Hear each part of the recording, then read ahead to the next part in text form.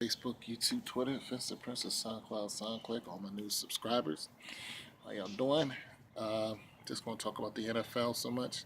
Not so much the Super Bowl, but I found it interesting that somebody left me a comment.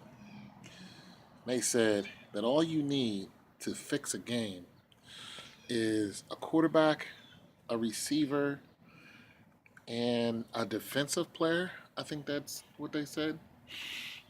And it made me think.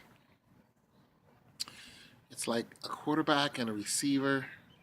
It is very true. And probably a running back or something. They said somebody in the backfield. I was like, yeah. I mean, I could definitely see the quarterback because he controls everything. He knows the calls. He could easily cause a fumble and turn the ball over. He could easily throw an interception. Not a problem at all.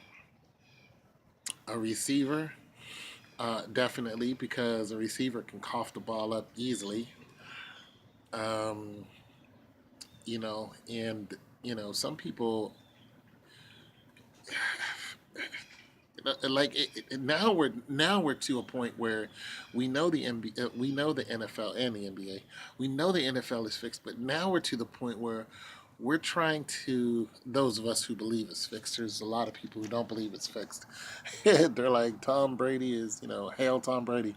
I'm like, go ahead, hail Tom Brady. I don't have an issue with that because I don't have an issue personally with Tom Brady. I don't really care about any of the players.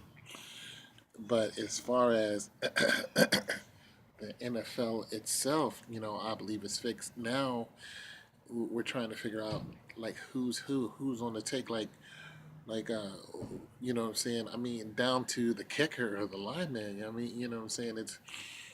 It's getting. Remember how crucial the kicker used to be. Remember how crucial the games they would come down and the kicker used to be like the Barr family. Remember Matt Barr? Him and his brother. I think one of them played for the Vikings, and they had like records in kicking. They were just ridiculous, and they had a pretty much a kicking dynasty until one of them missed a crucial kick in a Super Bowl or something like that, and that was it for them. Like that was really it.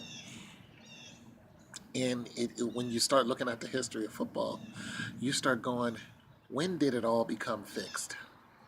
Like who was in on it and when? Like I mentioned it before, that 2005, that the military got involved with the NFL. Why? Why would the military? What would the military have anything to do with football? You know, but what it all boiled down to is they became involved in football because of war propaganda. The more bodies that they have to send into these wars, the more countries they can invade and take their oil and say there was WMDs. I mean, but it's still we're still asking us. I'm still looking and asking myself who who knows and who doesn't know. I mean, I made a video and saying that Julio Jones did not know that the NFL was fixed because of the way he played.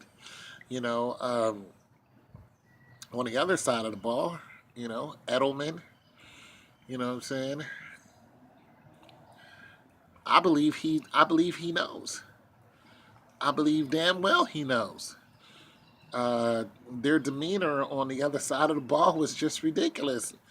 Down 28 points. I mean, I truly believe that Edelman knew. I believe that Amidala knew as far as receivers, or Amendola, or however you say his name. I mean, I truly believe they know. Like I believe, like a J.J. Watt. I believe he knows. I believe he knows because of how popular he is and how much money he generates outside of the NFL. I believe those people are not just making that money because they're the most attractive in some way people on the field. I believe they're touted to be that way. I think it's all fixed. I think those people in the commercials that they get, in the way that they're pushed into these commercials, I think it's all fixed. I think they're chosen to be that way. Now, we some people want to talk about what happened to that what was that tight end? That tight end from the Pats. Uh the guy that went to jail for murder. Forgot his name. Somebody help me out.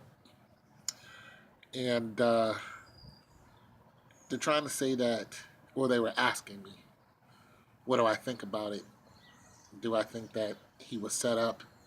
Do I think that he didn't want to take, or he knew and he just didn't want to play ball, so they sent him to jail for like forever? Because I think he got life. I'm not sure about that. Somebody can check that out. Truth is, I think that's extreme. Because, and I'm gonna say this, because we've seen one example of that. It's not like there's an ongoing example of people who are winding up in that much trouble. Now, we have seen some people kill themselves as far as the NFL is concerned. With that one guy, what was it, Kansas City? I could be wrong. I forgot who he played for. He was 25 years old. Him and his baby mama. He killed his baby mama first. Then he went to the coach at the field and shot himself in the head in front of the coach. So, I mean, 25 years old. You kill your woman first. Then you, and then you go to the coach, and you know what he said to the coach? He said, thank you so much for helping me out. And something to that order. Like he thanked the coach. Because, I mean, the coaches are gatekeepers. And they can make or, break your life. But, the coach probably just gave that young man a chance that, I don't know his history, but nonetheless, he was so grateful to the coach that his last words were to that coach before he blew his own head off in front of that coach. I mean, that's deep, people. Like it's deep. Like the game is not just a game.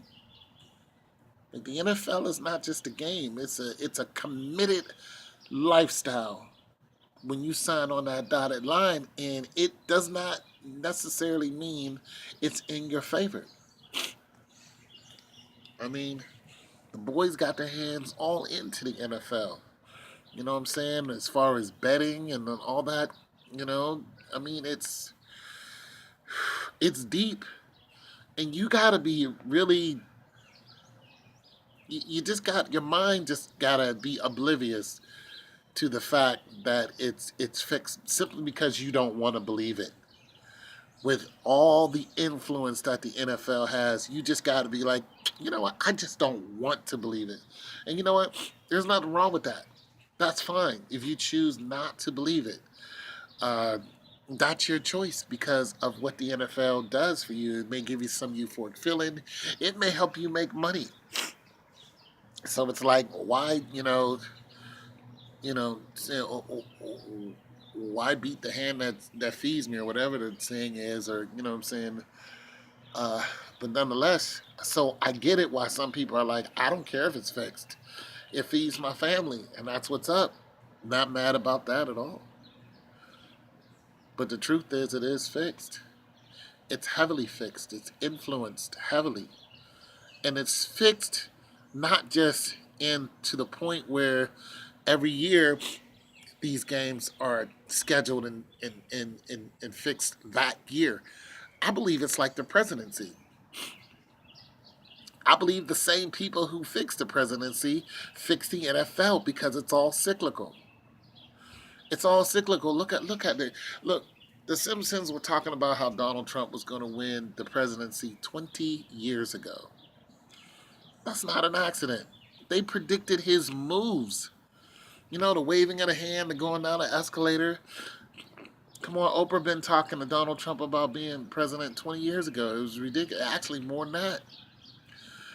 I mean, it is ridiculous. It's all cyclical. The military, the government, the presidency, the NFL, sports in itself, it's all tied together. Those are all being ran by the same people. You know, the Jewish family, not the Jews, the Jewish family. But not everybody who is in the NFL is aware that it's a game. It's a game within a game. They think they're actually playing it on a sport until their team does something that the people who fix the games that they go in a certain direction that they need them to. Let's just say for some reason, who's that boy Tannehill down there in Miami? Let's just say because Miami was making a run for the playoffs a couple years ago, and they still got a good team. They got rid of Reggie Bush, I think. But let's just say that Miami comes out, has a 10-1 season, going into the playoffs, wins their division, gets into the final eight, pulls out, a win over whoever, you know, is in the division because I don't know divisions, and they're not really the team that was supposed to be pushed forward. Now let's just say that they go ahead, they get down to the final four, and they beat somebody like Dallas, who was supposed to win a Super Bowl within the next 3 years, I think. But they beat Dallas, and they wasn't supposed to, according to the people that fix it. And then they get into the Super Bowl, and they got to face, say they got to face Le'Veon Bell, let's say they got to face Pittsburgh, and, and Roethlisberger. Oh, no. Let's not say they got to face Roethlisberger. Let's say they got to face the Pats. And it's Tom Brady's last year. We know it's his last year. He says it's his last year. And they want him to be the greatest player of all time in any sport. So he has to get this one to beat out Michael Jordan's record, right? I mean, so we're all thinking, okay, the Pats are going to win. Tannehill and his boys are not going to do this. Let's just say that it comes down to the last play of the game again. Uh, Tannehill drops back. It's 30 yards to the goal. It's 10 seconds on the clock. They're down by 5. He drops back. Uh, they have it's the first down. Boom, he gets hit. Okay, loss of 5 to 10 yards. Boom, he gets hit. They got 5 seconds on the clock. They got to pull the Hail Mary. The coach calls him over and tells him, do not complete this throw. Like the coach calls him over, or let's just say they're on the 1 yard line and they could easily hand it off to a running back. And the coach just calls him over. It's like, yo, don't do it. No, I'm telling you now. Yo, you did not know. But I'm telling you now, if you do this, it's gonna be all bad for you. It's gonna be all bad. Like I'm telling you now, I just got a call. Don't do it. And he goes out there and he does a Russell Wilson. He throws the ball right to a defensive player when it's clear that he had 2 wide receivers open. Boom, Pats win. See, I don't think people know until it's time for them to know. But once they're in the know, that's it. They know it now. I think that's how things go in the NFL or in any sport. You don't know until it's time for you to know. In any body like that dude who was third string and won the game for the Pats in the Super Bowl a couple years ago, third string guy. Anybody. Or what about the guy who was playing for the Seahawks? Was working at Foot Locker. He was making all those receptions. Big, tall, 6'6" dude.